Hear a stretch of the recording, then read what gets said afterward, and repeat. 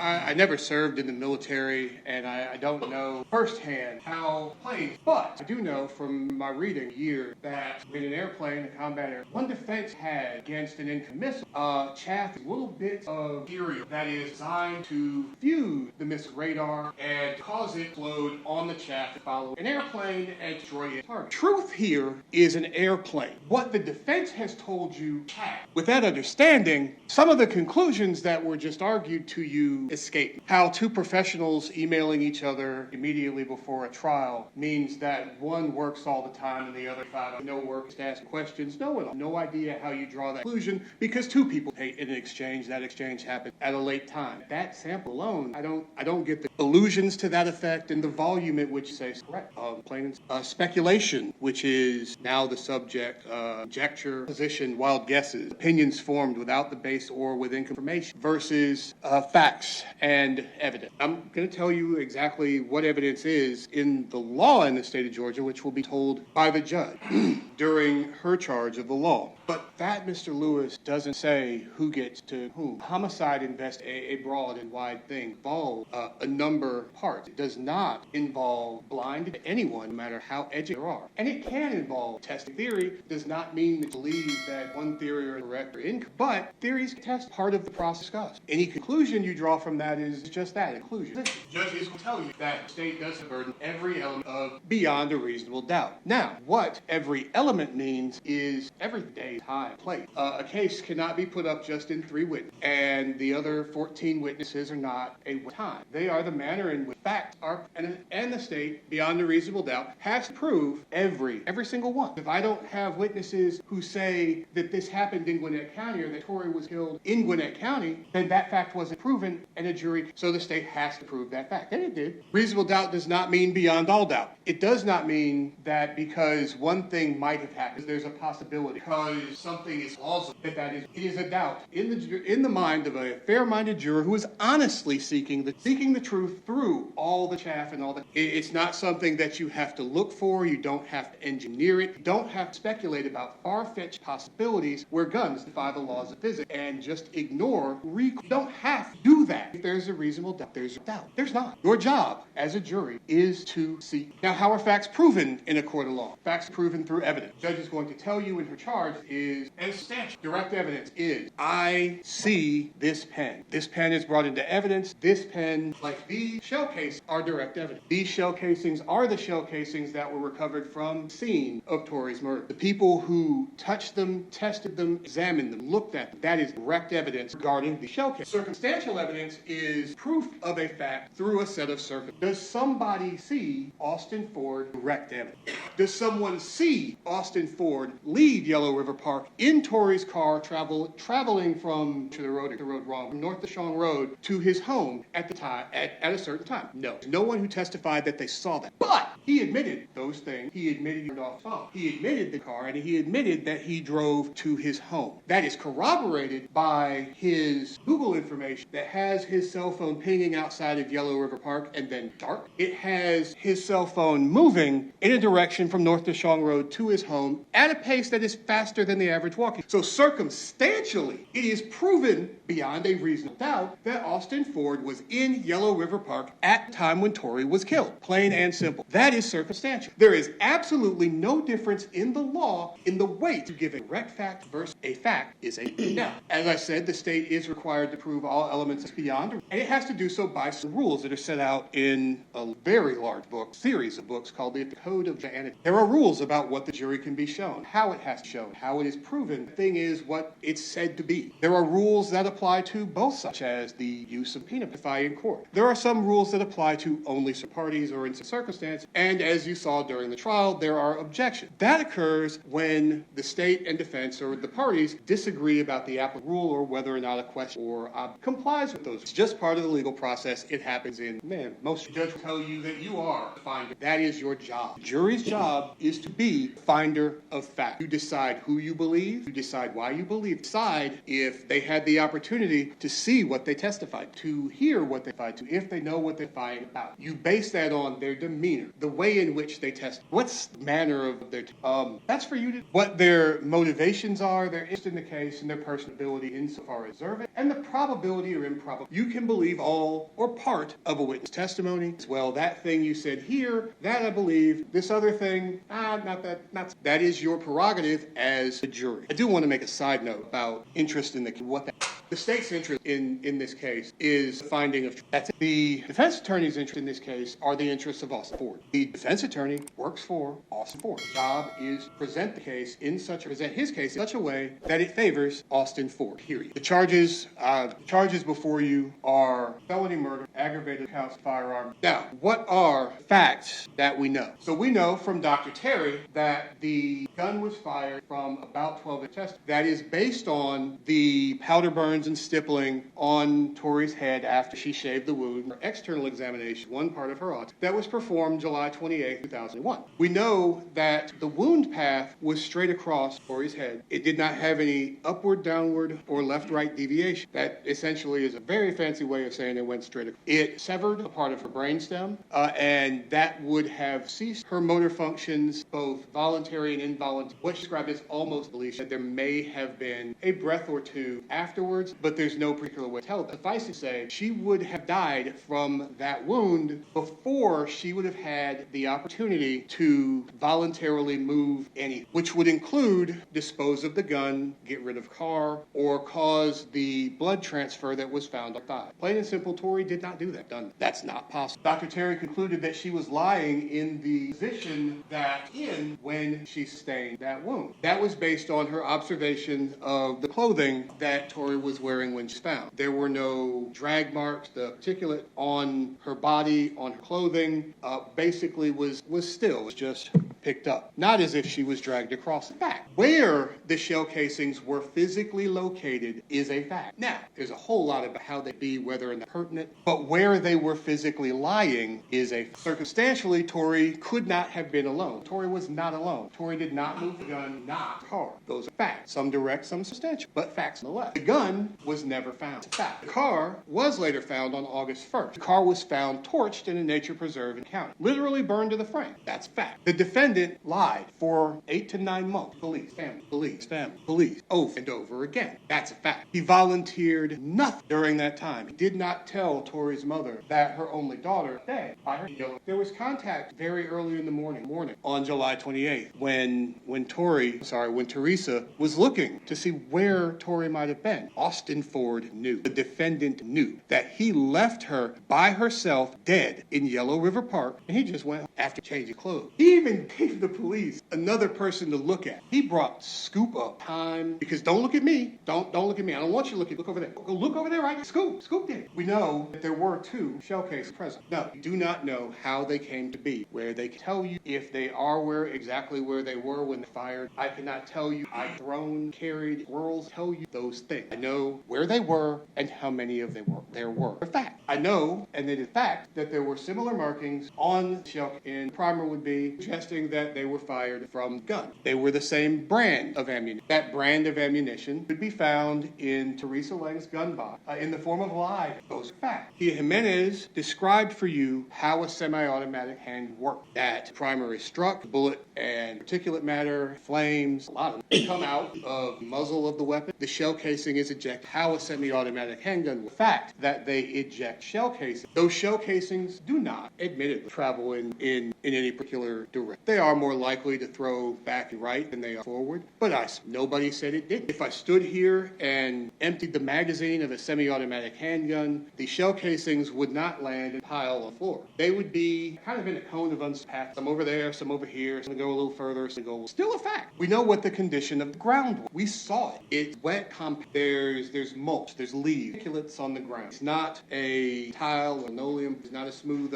interrupt. Based on Dr. Terry's physical findings regarding wound path and how far away the gun was when it was caused, we know the exact position of the gun when it tore it, because Dr. Terry found that she had to be lying there, that the wound was caused from a gun 10 to 12 inches away. So we know actually, which is kind of rare, to know exactly where the gun positioned. What we don't know, based on Dr. Lund, how they acted, whether they were laying down, sitting, standing. I can bend over and tend it this way, that way. I get out on the ground, and we're still not going to know because that's speculation. Assuming the defendant standing, assuming that he was prone on the ground, belly first that way, is speculation. Assuming that it had to be Tori and that she activated it with her thumb, with her finger, with a stick. All of that is speculation because science doesn't tell us. Science tells us the gun was 10 to 12 inches from her head and what height the barrel was. It can't tell you where the ejection point was pointed, whether it was pointing straight up in the air. But we can draw some conclusion from certain things. We know from the expert, Kia Jimenez's testimony, that generally speaking, firearms throw up and back, semi-automatic firearms throw up. So if the ejection port was facing up, it is more likely that the shell would have gone, in this case, to my left. If it is pointing directly back to the back of the courtroom, it is more likely that the shell casing is going to be on my right, where actually back here towards the defense table. That doesn't mean that I can tell you that it absolutely was there and the shell casing landed absolutely where it did because of the way the ejection was. But I know which way they tend to throw, and I know which way it is likely that it is facing. So it is, if I've got a shell casing back here, it is more likely the ejection port was facing in this direction than it was in that. No, it's not a fact. It's a supposition based on a theory based on the 11. That's not a wild guess.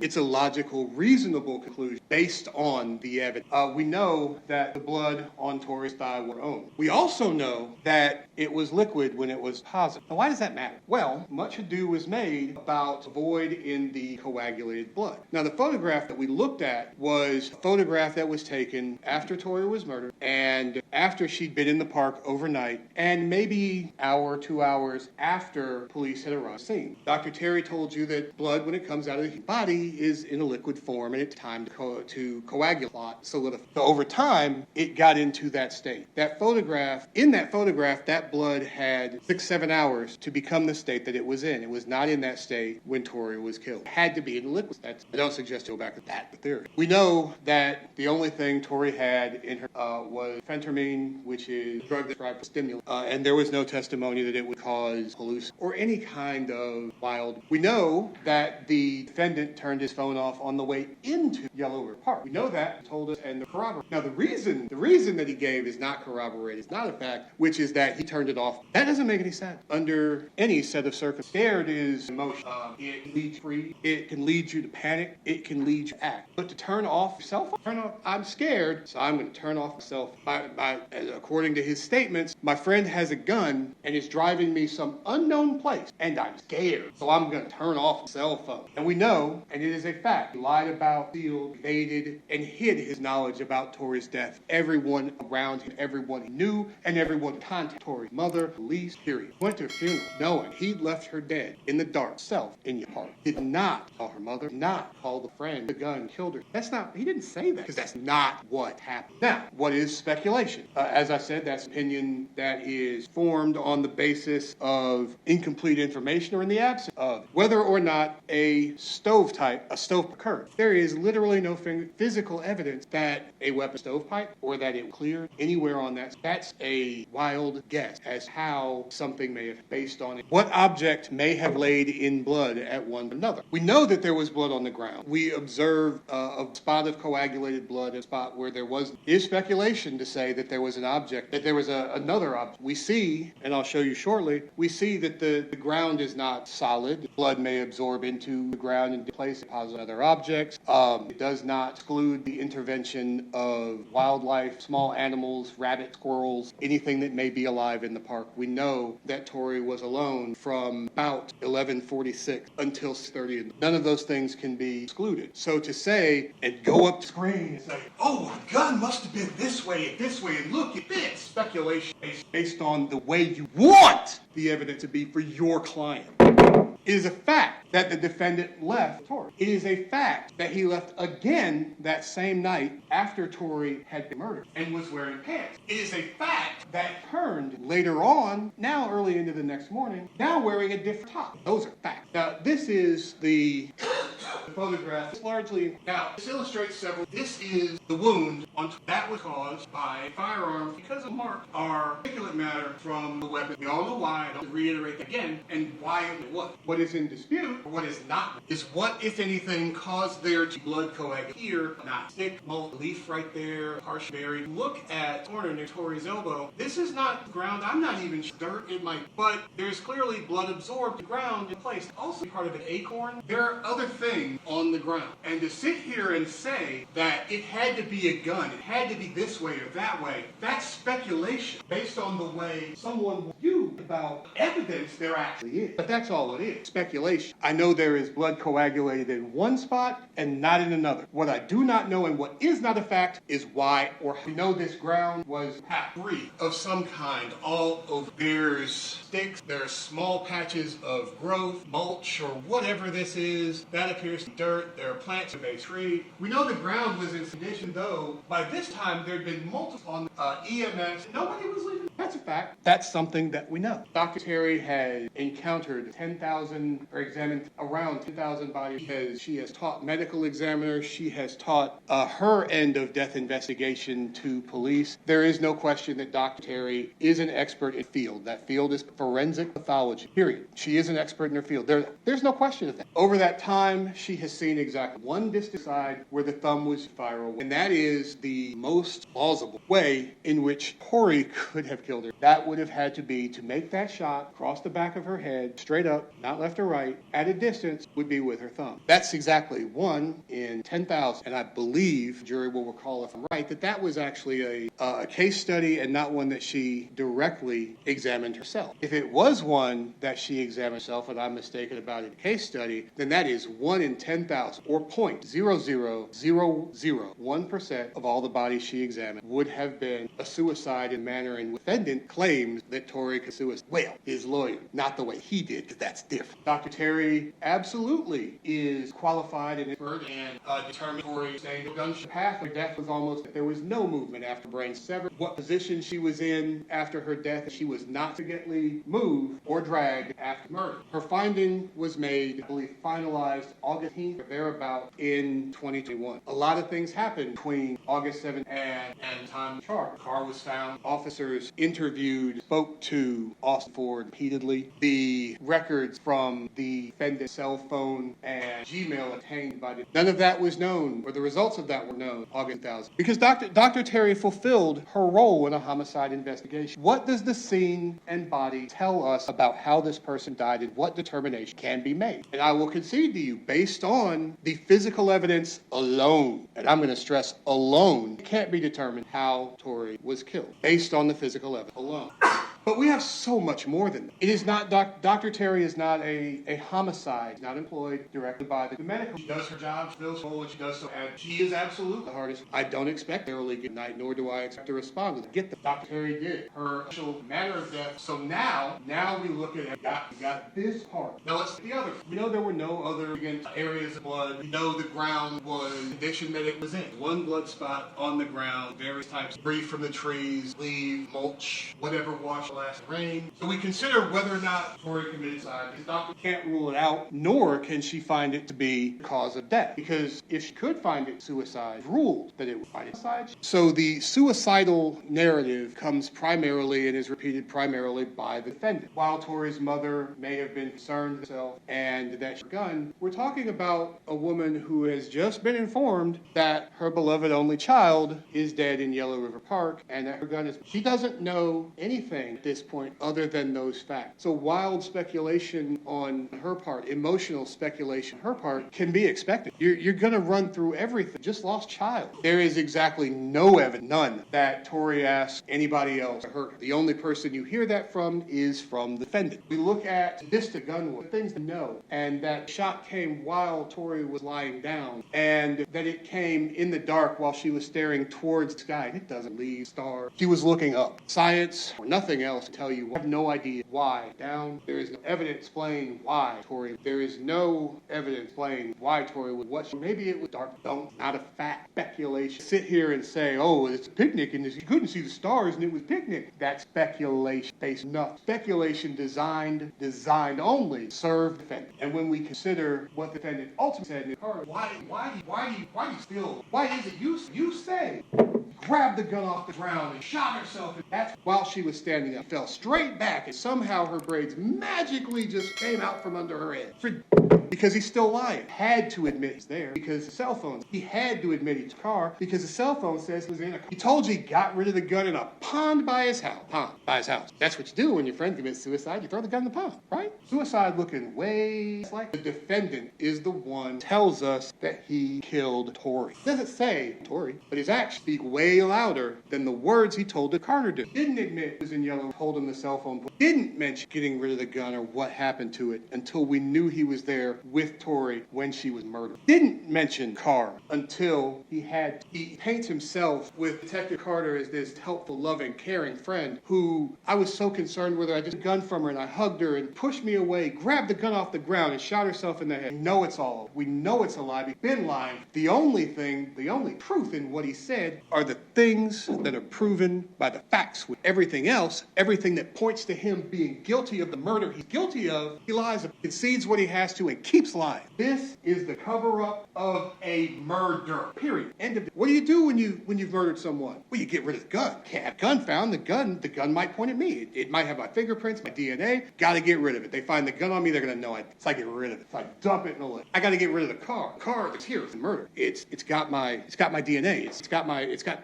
Oh my God, I got blood in the car. I got to get rid of the car. Car's got to go. Well, what if the police ask me about it? Because they're gonna find her. They're gonna find her shot. Well, I got to tell them the truth. I can't tell them I was there. Sure not going to tell him I murdered her. So I'm going to give the police someone else to look at. Yeah. Who? Scoop's a bad guy. Tattoos on his face. He hits scams, does drugs. Scoop did it. Oh, wait, oh crap, I'm wearing clothes. Oh man, these shorts are white. Oh, I got blood on them too. I got to get rid of the shorts. Well, there's blood on the sleeve of my hoodie. I got to get rid of it too.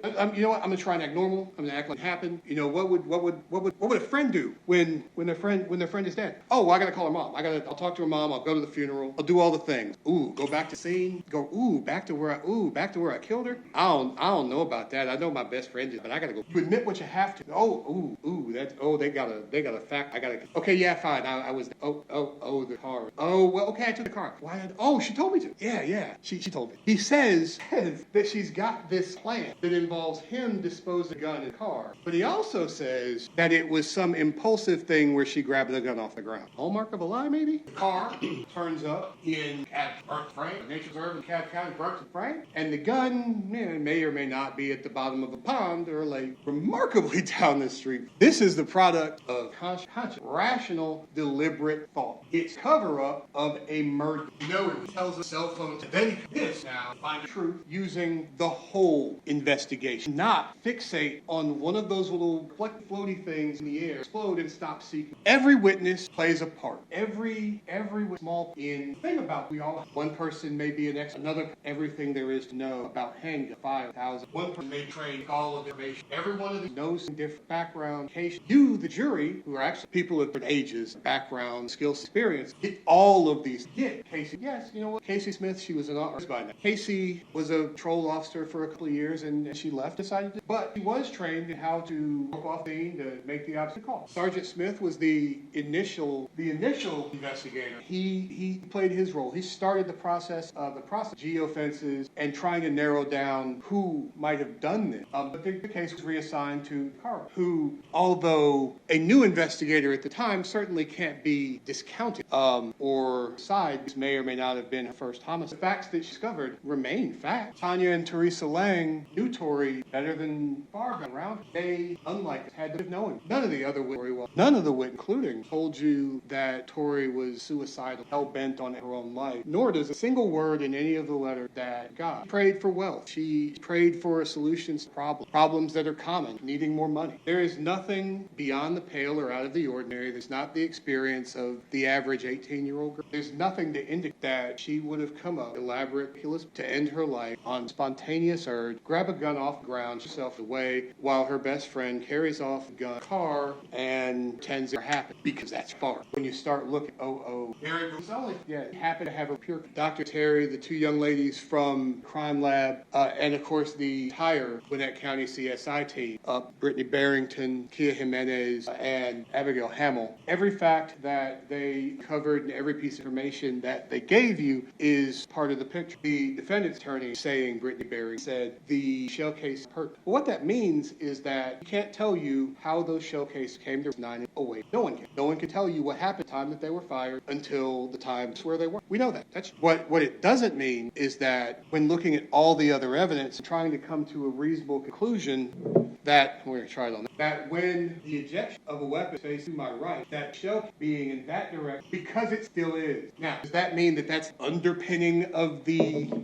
theory? No. Consistent with everything else, the distance, the height of the gun, that's known. Where the ejection cord is known. In fact, that shell casing being is consistent with this. Just as there is no evidence to show exactly how it landed there, there's no evidence to show that it was moved. When you look at you don't come to the conclusion that Tory could not have held the gun in such a way that shell defendant did. Whether it was what the defense attorney is calling assist suicide or a straight up murder, his hand was on the gun when his hand pulled. I can tell you that Tory didn't know it. There's a lot we don't, a lot the evidence show, but we have to look at what the evidence does. The last thing that I don't want you to go in that room with is the memory of Tory Lang lying alone in Yellow River Park, murdered by the. Ladies and gentlemen, .001 is the only reasonable conclusion based on the facts and evidence, not on the is that he is guilty of aggravated assault, felony murder, 2 counts of firearm during the commission of felony. I ask you go back and find exactly